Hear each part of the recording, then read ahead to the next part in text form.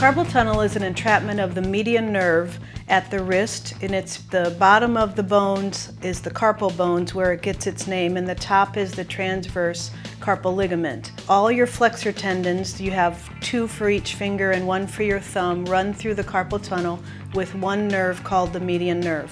So you use your flexor tendons a lot for gripping, we all do, and those tendons take up more space and put pressure on the median nerve, and then that gives you numbness and tingling to your thumb, your index, your long, and half of your ring finger.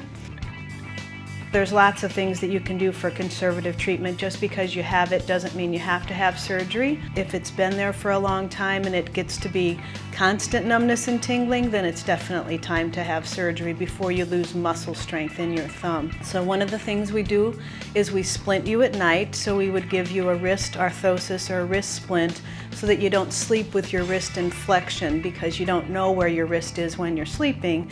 And some people fight dragons at night, and some people sleep with their hands tucked up underneath their pillow, and that puts pressure on the nerve, much like if I would sit on my foot and your foot goes to sleep, that puts pressure on that nerve. So we eliminate that problem by putting them in a splint at night. And then we have them do tendon glides, because it is the finger flexors that are going through the tunnel. So we have them move their fingers in a certain way in order to help glide that, and then stretch the full length of those flexor tendons so that they can get the length back. And a lot of times that gives the median nerve a little bit more room, and it takes care of some of that numbness and tingling.